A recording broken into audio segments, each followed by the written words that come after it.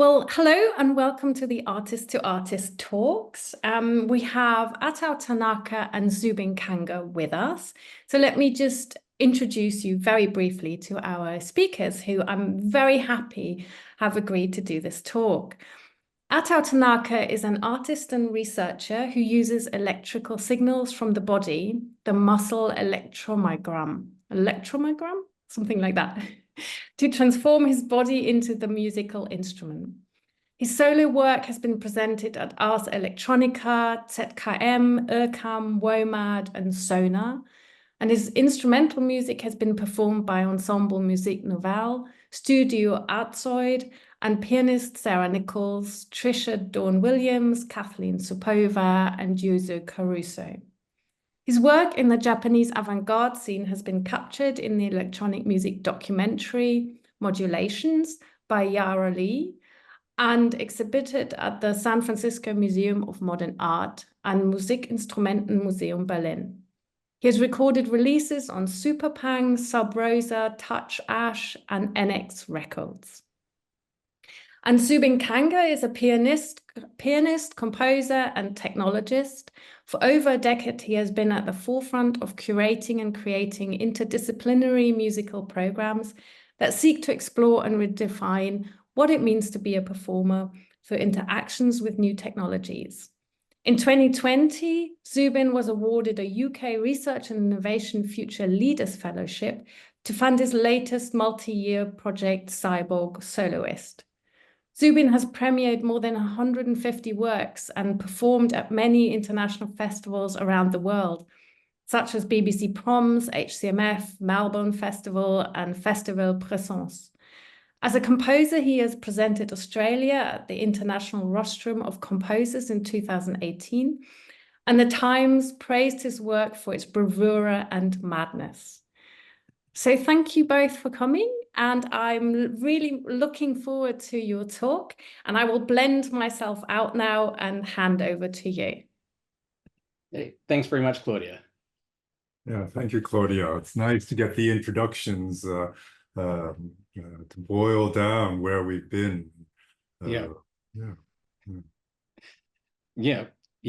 Both have. I was thinking about this yesterday. Like, we both have these kind of, musical, like, our backgrounds in terms of our training. Like, there's a lot of music and then lots of technology as well, and sort of mixed together. But obviously, you've gone, done much more sort of, I guess, more a higher level training, and then you've done work with the technology at a higher level as well. Well, yeah, maybe where you continue to play the piano, whereas I sort of gave it up at some point. Although I spent over a decade really being serious about it, and then I tried to transpose, I suppose, the instrumental practice as a way of thinking about the new technologies. And then, yeah, you're absolutely right. And you continue actively as an instrumentalist, and then you've adopted the technologies as a way to extend the instrumental practice. And somewhere in this, I feel like instrumental practice is a really important theme. And yeah, maybe something that could be interesting to get into is to think about what that brings to our approaches with technologies as they sort of get absorbed into everyday life. Yeah.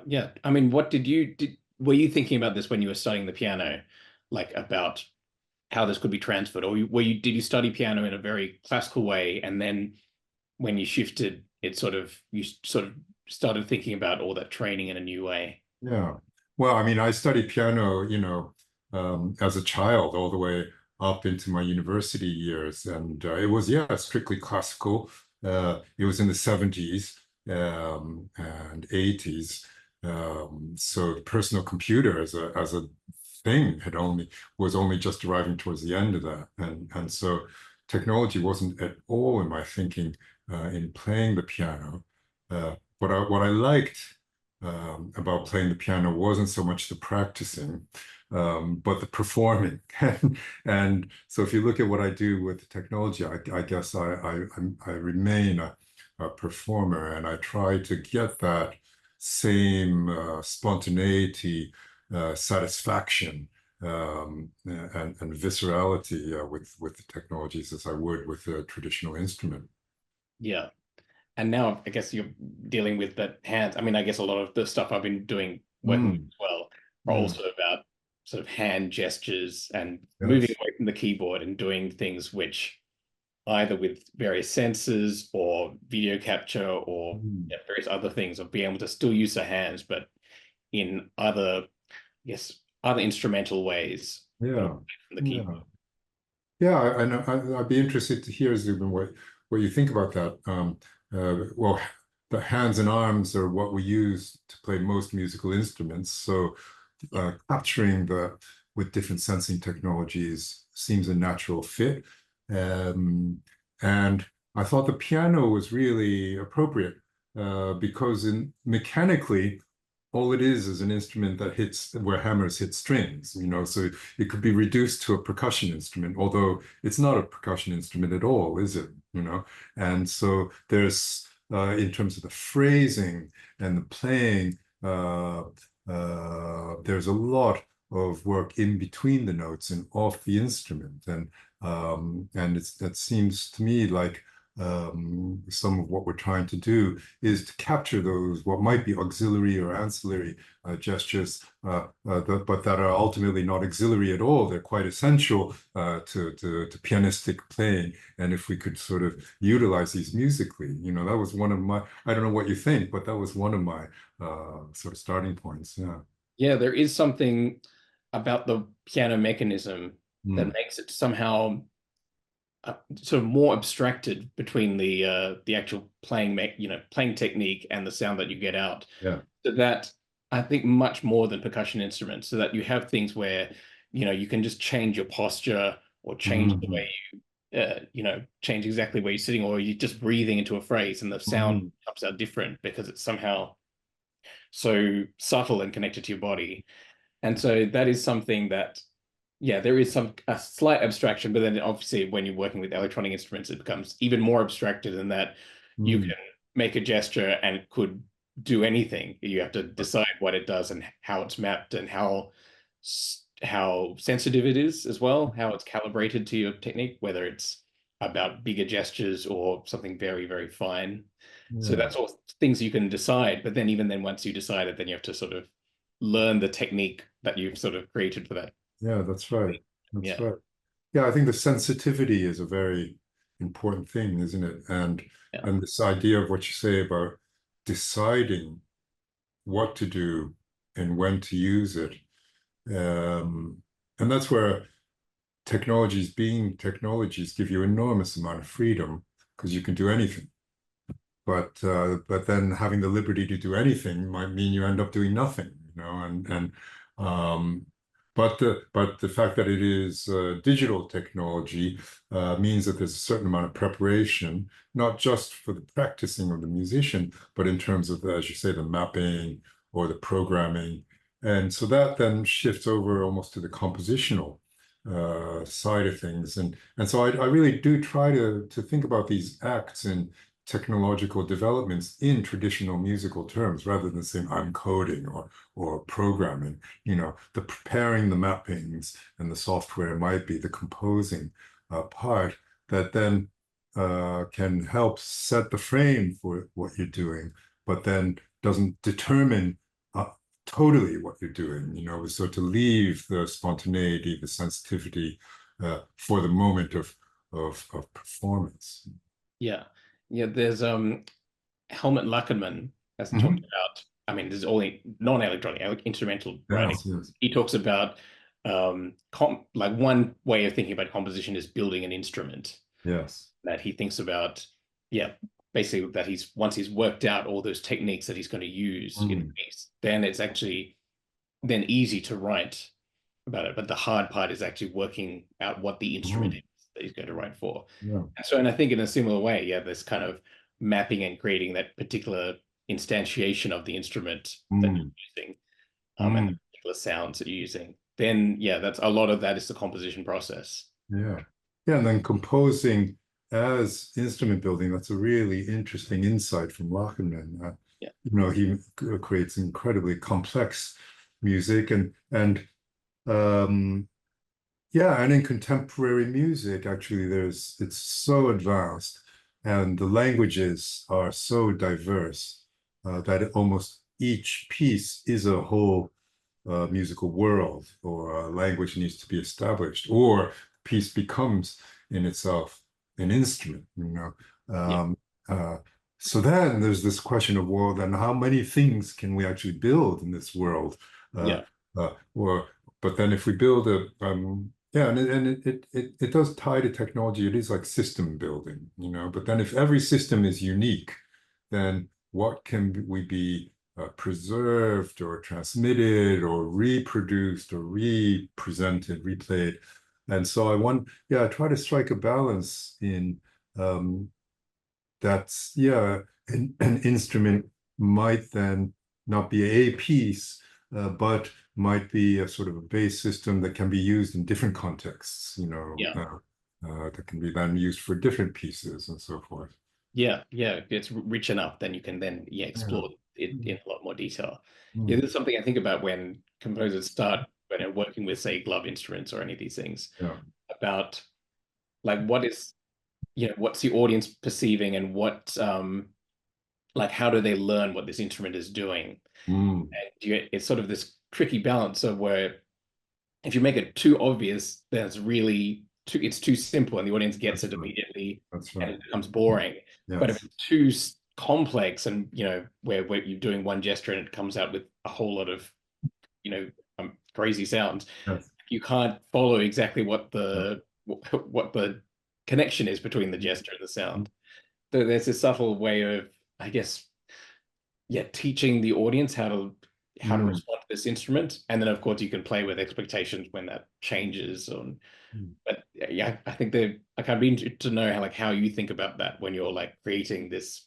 deciding what sounds and what mappings to use. Whether Yeah. you think about No, I can't agree with you more. It is a question of clarity and confusion, yeah uh, somehow, and striking a balance between the two, because especially working with technology, I would think we've all suffered this sort of kind of symptom of using technologies and having it just be a demonstration of what things can do. And I've never wanted to just make demos, at the same time, we're dealing with these technologies at a level far more detailed and perhaps more advanced than what the audience is prepared to behold, or what the audience may have experienced in. So you're right that there's got to be some sort of clues, some handles to comprehension, but that it can't just stay there, can't it? And um, so to find that equilibrium, and in the composition of form, that to and fro of clarity and mystery, perhaps. But that comes back to being, a fairly straightforward traditional musical yeah challenge. yeah And when I played in my group Sensor Band, it was a trio that played for years, and this was early days. When I started, a lot of these sensing technologies were relatively new. There were very few studios like Stein in Amsterdam that did those things, and custom hardware had to be built because these DIY systems like Arduinos or products like gloves didn't exist, which meant that the audience had really not seen these things before. But then, as a group, we wanted to play in a way that would be compelling for ourselves, And so then, but the audience was hearing a trio. So imagine three streams, three instruments worth of unfamiliar sound.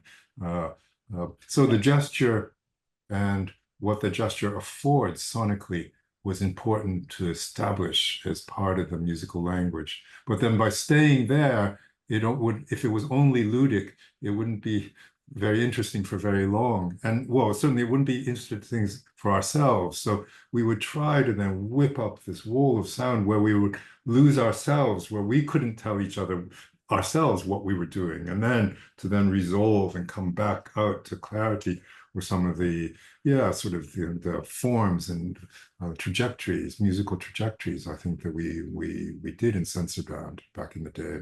So when was that you had this sensor band? Oh, Sensor Band toured for 10 years, from 1993 to 2003. All So, right. So at that time, everything was still probably wired up, like not. yes, yeah, wireless systems. I mean, this was way before Wi-Fi or Bluetooth, so we had, yeah, sensors, already distance sensors existed, band sensors, mercury switches for orientation, ultrasound, for distance. I was already using, the biosensors, these kinds of things. I'd already been through EarCam, in 92, in the last year of my PhD, already coming from California with the muscle sensors, the BioMuse then.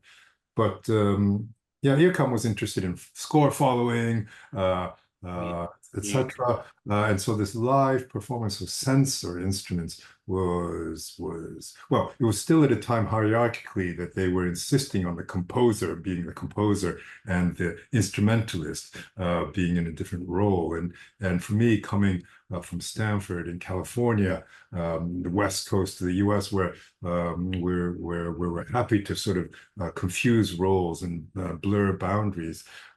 That was yeah, it was still a new thing for Europe, and certainly at EarCamp. But it was the freedom at Stein and the focus of Stein in Amsterdam, where the studio for electro-instrumental music, Michel Weisfis and the others in the studio were making sensor instruments. And that's where already then I felt at home. And it was enough of a workshop that they were building their own sensing hardware. Yeah. I worked with John Rose. I don't know if you know Oh, yeah, him. absolutely. Yeah, violinist. Yeah. He was, well, yeah, well, and he was there, I think, in the 80s. And Yes. he showed me some of the old sensors that he had, because he's been doing this stuff with, attaching That's right. sensors to his arm stuff. And he had this sensor, which was like a shoebox that he put on his arm. Well, that's the sensor lab. That Yeah. is the sensor lab, which was the interface unit that would take different sensors in, and there was a big umbilical cord going somewhere to the computer system because it was before laptops, and then that would send out MIDI. And John Rose, indeed, was one of the very early instrumentalists, fantastic violinist who then adopted these sensing technologies at Stein. Yeah, amazing improviser. Yeah, he wrote a piece for me, but he basically said, you should find your own sensors and program it your own way. And I'll tell you, I'll give you the whole layout of how the system should work, but don't try and, we shouldn't try and use these old systems, because, they just don't run on your Macs, and they just, Right. to actually update it would be too much work. That's just I work. see. I see. Yeah.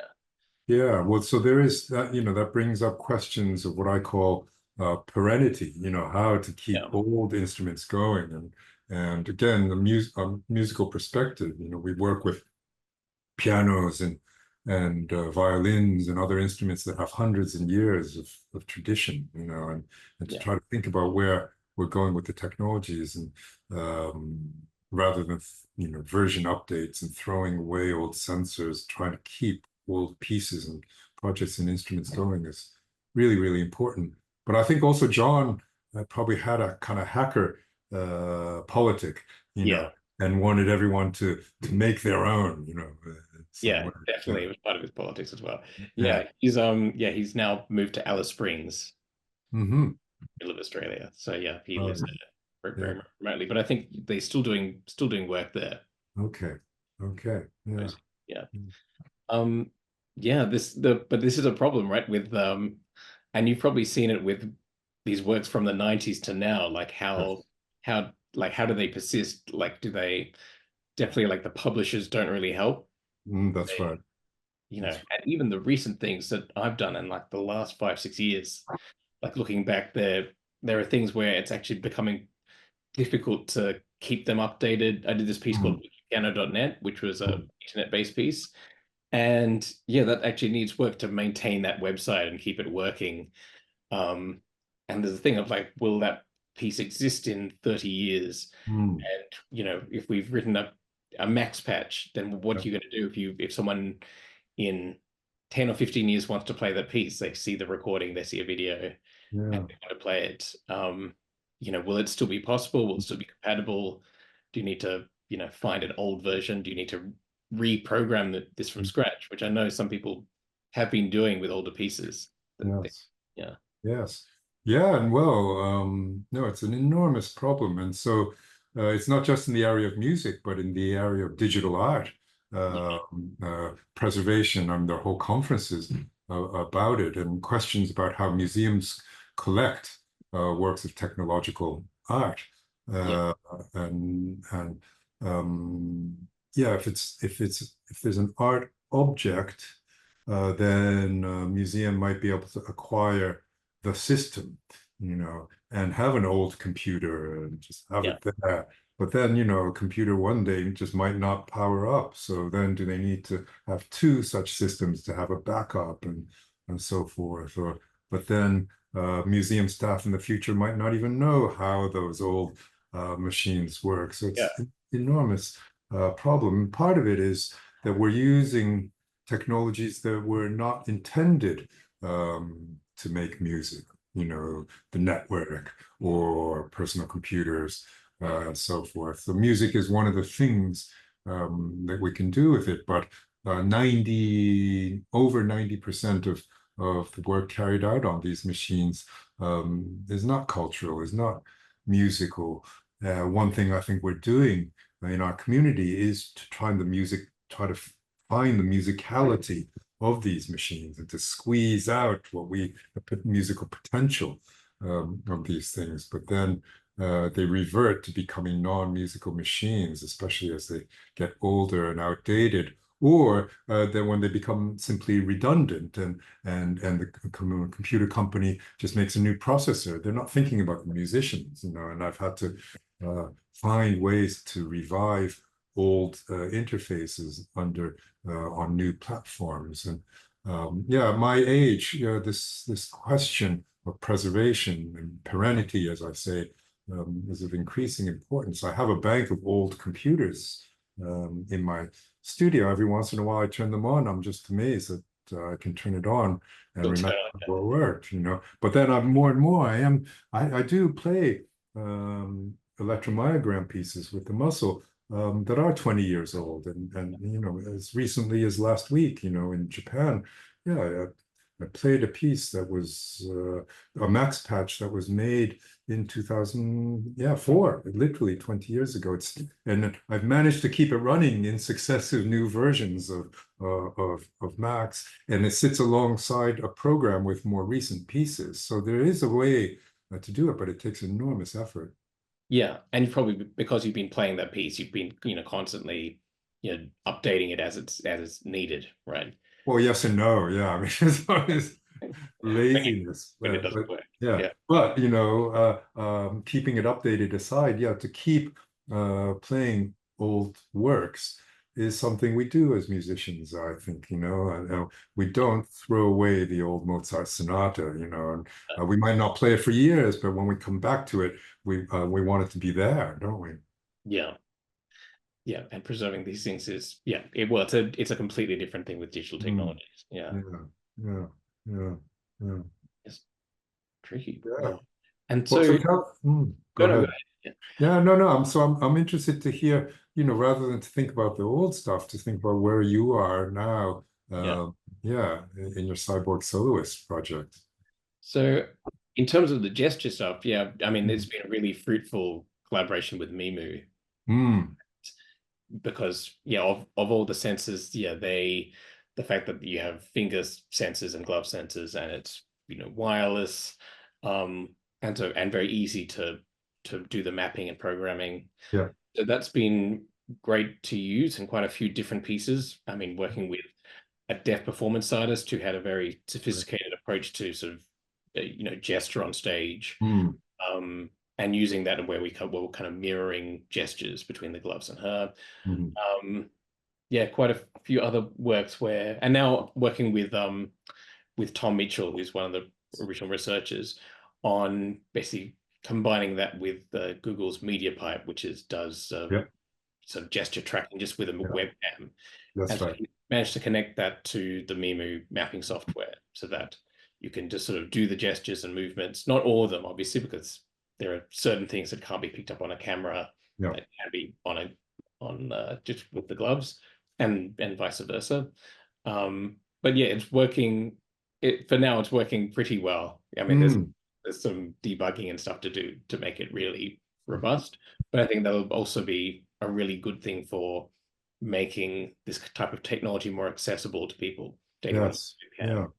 No, I think that to have an instrument like the Mimu glove is fantastic because it is technological, but it is a technology that's been designed to be a musical instrument. So in some ways, in the sort of blurring of roles, sometimes, we like to mix up all the roles and become composer, performer, and why not instrument builder. But I also find to try to take on too many of those responsibilities I mean, we're only one human being, and there are only 24 hours in the day, but also it is good sometimes to separate out the roles and to have Tom and Adam and that Mimu team making a system as a musical instrument.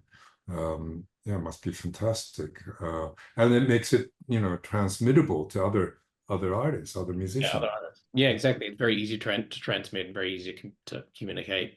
So there's that sort of thing, and then there's on the other side there's the using tools which aren't meant to be instruments. So but we've been working with EEG brain sensors, and using that, which obviously is a much more difficult task to turn that into an instrument.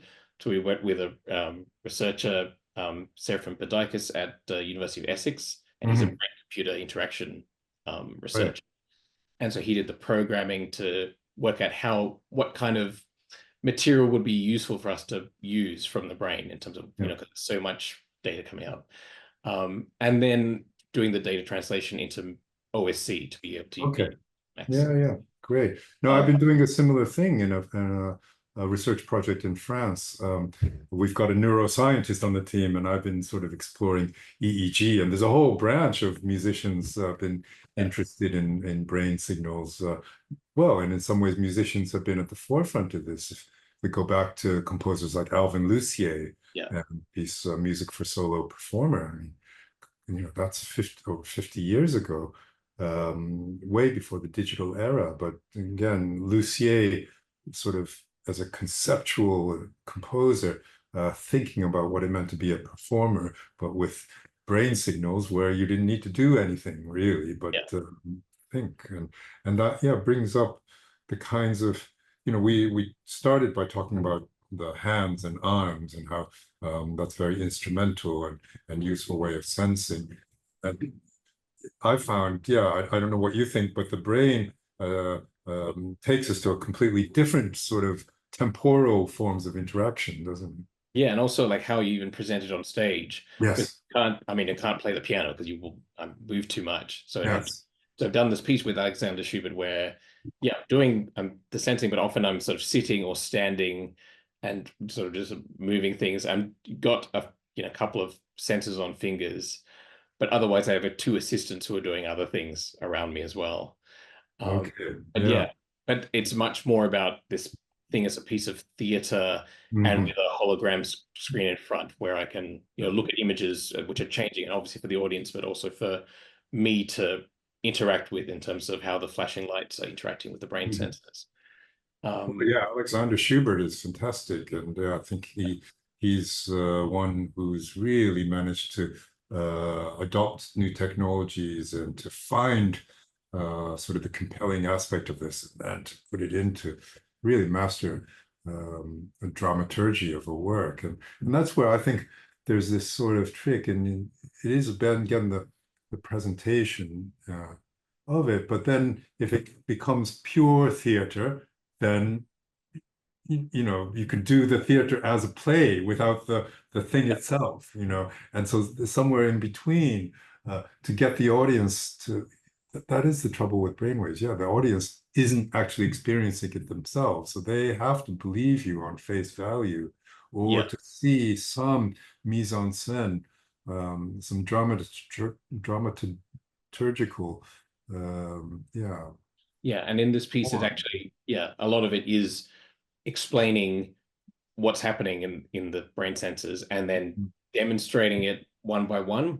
But so in a way, it's a kind of demonstration, but done in a way that's also like some kind of sci-fi laboratory scenario where it's that's cool. so it's both very clear but also very strange as well. And the step by step is something I've used with machine learning. This other area that is for the audience completely mysterious, and they have to take it on face value. If you show up saying, "Oh, I've got a piece that does AI," and it's got this huge training set. Again, the audience have to just believe you. And so, one thing I've done in a performance I've called human learning for X machine learning is to start with a blank data set, and the composition of the piece is the training of a neural network. From a tabula rasa, a blank slate, all the way to a fully trained regression model. But so I find, so these things can lead us to compositional form, And so when you do that on stage, are you sort of playing instrumentally playing into the piece, or are you sort of playing sounds into the machine learning? How are you teaching it on stage in a way that the audience can understand? Well, so I'm teaching it on stage. Whether the audience understands or not, we'll see. But the piece increases in complexity. What is composed are a selection of sounds in a large corpus of sound. So there's a analysis of a long audio recording. In fact, the chamber orchestra piece I had done years ago is a corpus that's been analyzed for auditory metadata. But in composing, I've chosen 5 or 6 sort of salient moments in that piece that I think are nice sort of pillars along the piece. But if you listen to those moments by themselves, they're tiny grains and they're very static sounds. But what I do with the muscle sensors is on stage in performance, we audition a grain, and then I find a sort of an arm position and muscle tension that I want to associate with that grain. And then, I click a foot pedal and I capture the association of the body position and the sound grain. And then I move to another sound grain and find another position of the body and capture that. That becomes then the associations between body and sound with which I train a neural network that creates what's called a regression model that then takes these as anchor points, but creates an information space that's continuous. So then I can then once the machine learning model's trained up, do continuous gesture to navigate in that space. Now that's just 2 points, so it just seems like an interpolation, but through this idea of interactive machine learning, I can keep adding to that. And that becomes the sort of the dramatic development of the piece, is after doing 1 and 2 and sort of playing around in that space for a bit, I add a 3rd point where suddenly we hear a static grain again. And then I go to a more static body posture, train that in, a 4th one, and then I suddenly got 4 points, that are trained up. And, it's really risky because I have to do, it is all happening on the fly. It is composed because those anchor point grains have been chosen beforehand. But then literally the machine learning algorithm is running on the spot there. And so this sort of risk and danger is quite exciting. And so it is a piece because it's composed. I know what I'm doing, but it's live because it's slightly different every time. And depending on exactly what postures I choose and how I articulate, and the audience is in a way, I guess, learning it through seeing it visually. That you've got these 2 points, and then you're able to make it continuous, and then that's right. And it builds. So by the time at the end, we've got about 6 points, and clearly, or hopefully clearly, that sort of gesture, sound, timbre, space has become multidimensional, rich.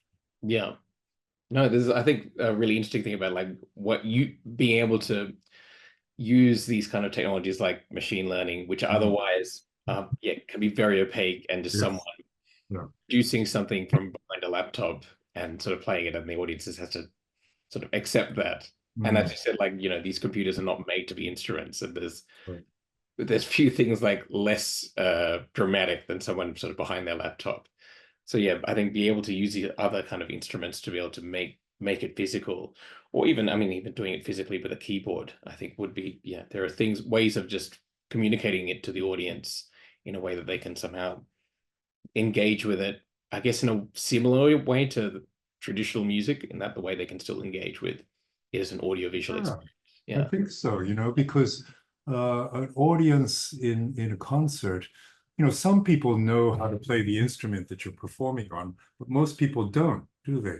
But because culturally a piano is a familiar thing, and people, even if people don't play a piano, they might know that the low notes are on the left and the high notes are on the right, Yeah.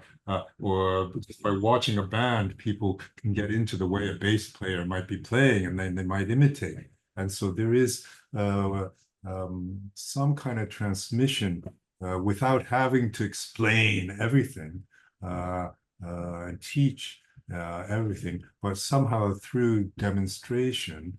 Uh, and in France, oh God, there's a lot of bad. Hold on. Yeah, that's good. Yeah, well, so through demonstration, we might show how things are done. And in French, we're starting to use this word just monstration without the D. Yeah, monstrate. Yeah. No. Yeah, I think it's a particular problem with some of these, yeah, technologies, which are, yeah, so so easy, they're easy to be sort of hidden from the audience. Yes. Yeah.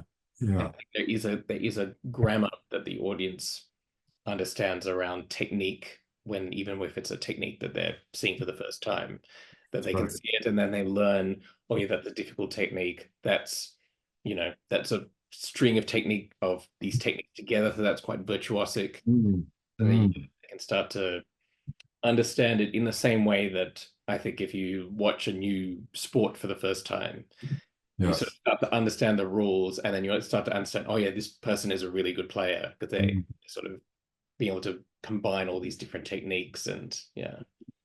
Yeah, and that's where I think by having time, something that we're not given with technologies in its accelerated form, like the sort of the long time that we have in music, the cultures of music and histories of music, give us and give the audience time to understand what an instrument is and what an instrument can do, even if you cannot play that instrument. And that somehow the viscerality of instrumental practice, whether you've got the time and history, personal history, or the accumulated cultural history or not, the viscerality gives you somehow that immediate feedback loop, that so if audience start to sort of imitate a bass player or do air guitar, there's some feedback loop going on, isn't there? And in neuroscience, yeah, some call this the mirror neuron effect, and I'm quite interested in this with my gestural performance. Again, partly because it's a virtual instrument. I am an instrumentalist. I played piano. I've also played guitar, electric guitar, and I've learned a bunch of woodwind instruments when in music school. And so that learning how to play a physical object, an acoustical instrument, gives you that resistance. When you blow into a flute, or when you try to bend the string of an electric guitar. The trouble that I had at first with the muscle instrument, I thought it was cool because there was no object, and I was free, but then there was no resistance. And so I couldn't get any feedback. So I tried to program sounds and work with amplified sound in a powerful enough way that it was through the air pulses of sound and the frequencies, and so that I could start to feel a feedback loop.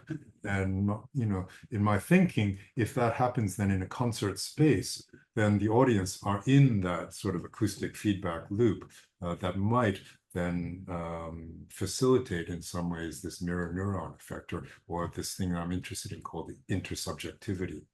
Yeah, yeah, this kind of sort of empathetic experience of of technique. Yeah, empathetic. yeah, And that's where if you've got brainwaves on, then what do people get? Or if you're using AI, what do people sense?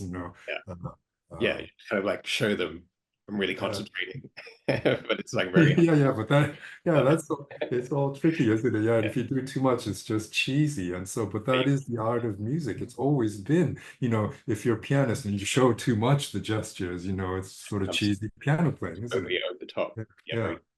So we're faced with the same challenges we've always been faced with. Yeah.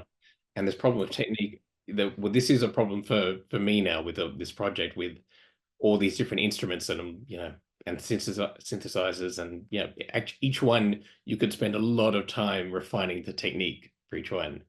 So it is a tricky thing to try and absorb and become quite good at a particular instrument quite quickly. So I think that is its own type of, it's almost like trying, people who learn languages very quickly, which I can't do. But it's I think it's a particular skill of being able to pick up an instrument and then like really work out. So do you feel like you've learned the gloves now? Are you yourself a glove performer, or are you the composer and the others performing?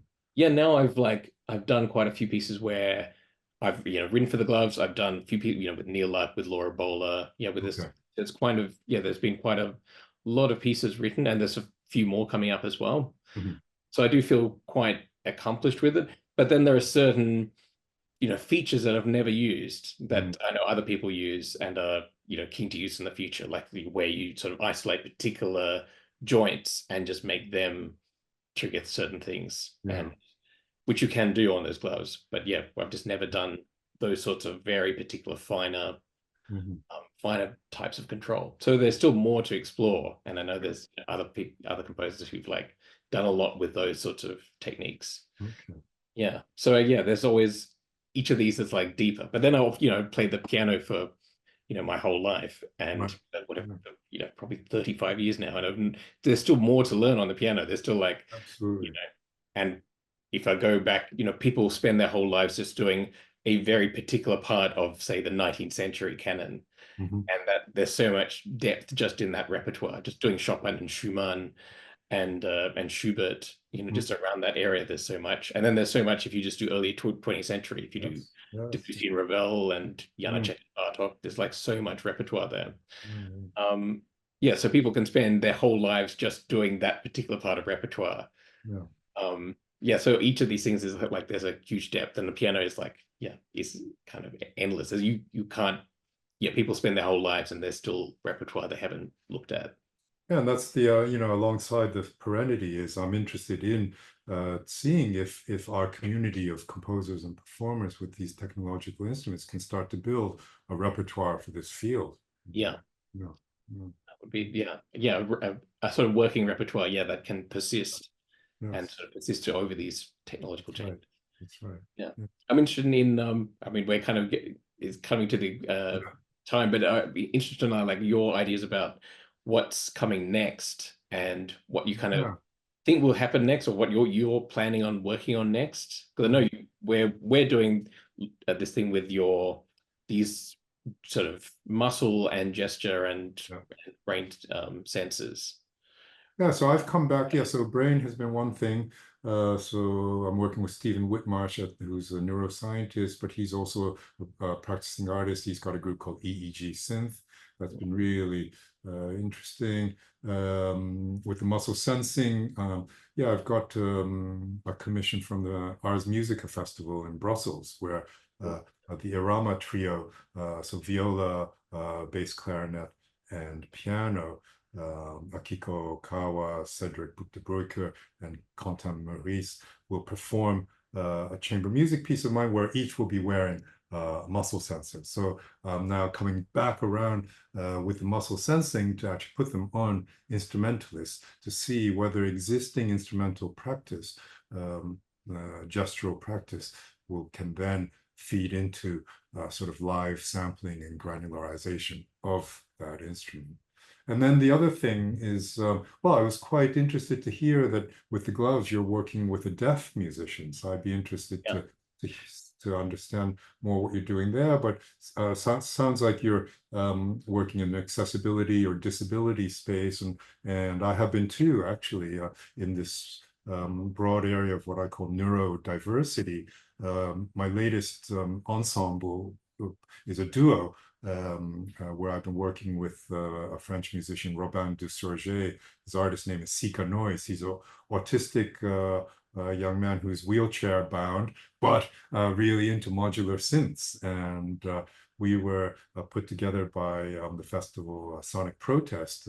They're thinking, since he's got motor control issues, they thought the muscle sensors could be an interesting way for him to access his synths. And so we've done a series of 4 or 5 concerts now in the last couple of years, and that's been a really, I've always had groups along the way, Sensor Band, SSS, and now with Sika Noise, and so that's been one of the things. Yeah, but it gets us into this area of working with people of diverse abilities.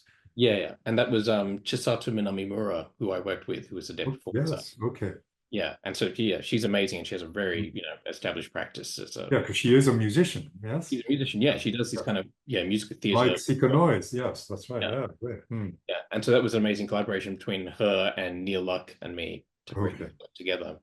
And yeah, it was a big sort of multimedia work where, in the end, she sort of performed as sort of on screen and appeared on various screens, and I'd sort of be interacting with her in different ways on stage.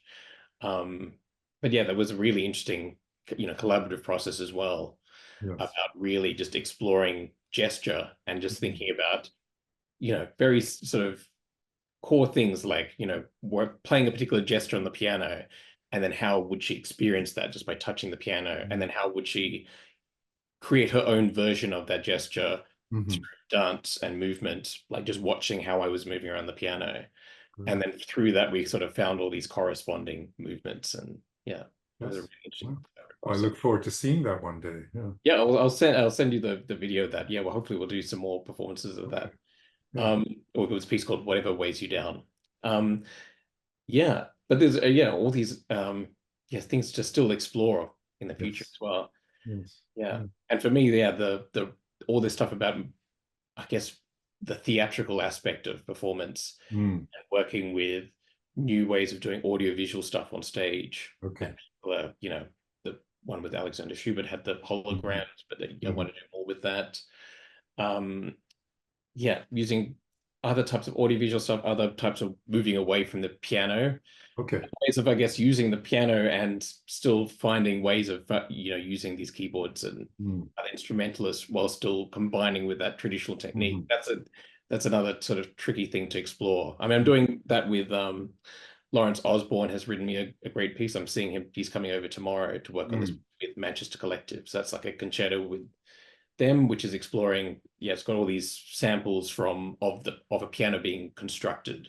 Oh, nice. Interesting with the piano and this kind of insights and the construction of the piano. And with Rob Laidlow next year, that's another big concerto where he's using a lot of AI generated material. It's with the BBC Philharmonic, and with AI generated material from their archives. Okay. It's going to it's sort of using that, and so I'm going to be playing that with various keyboards and gesture instruments, and basically be able to trigger and explore those spaces. I guess it's really interesting to hear how you did that with your own senses. So I think it's interesting how the form, the concerto is a sort of the traditional form, the form, and then for you as soloist in a grand form in these concerti, it's fantastic. And I suppose my trajectory at the moment is a return to the instrument and is more chamber music focused. And so even some of the electronics, the sensors are going on the Irama Trio themselves, and even in the electronics, rather than to project the sound in large sound systems, I'm getting each instrumentalist sound to be produced in a small synthesis system, and where the speaker is right next to each instrumentalist in a traditional chamber music staging, and so I'm trying to sort of contract back to the musician and their own body, and have one instrumentalist's worth of sound, acoustic and electronic, and that in an ensemble setting. So these are all we're drawing upon classical form, and I think that's an important thing, a reflection for this technological world, to say we're not always just inventing new things, but then the languages and the traditions that we have are lend a really interesting perspective and critical perspective at times. This technologized world. Yeah, and a sort of rich, it's a very rich tradition as well. Yeah, so there's a lot to explore there. And interesting that you're sort of exploring chamber music in these ways, which is something I do want to do more of as well, because of how these instruments interact with acoustic instruments. And it's very it's very interesting on stage, and how what the audience thinks of whether they think of, if you see an electronic instrument next to an acoustic instrument, do you sort of sense it as being more natural and more a more natural part of this chamber group? Well, we've got to try these things out, isn't it? That's why it's experimental. That's why we can call it research and so forth. And as we develop different programs, different pieces, repertory, maybe a festival like Huddersfield can program a night of this kind of music one day. No, so it's been great to play a lot of these pieces at Huddersfield and bring one of them there this year. Great sense. So it'll be so it's I think it's probably let's wrap it up. We should wrap it up. Okay. But thanks, it's been really great to chat, and and we've got plans for the future as well, so really great to work with you on them in the next few years as well. Sounds good. Let's stay in touch. And let's thank Claudia Molotov for bringing us together in this conversation. Thank you, Claudia. Okay, here we are.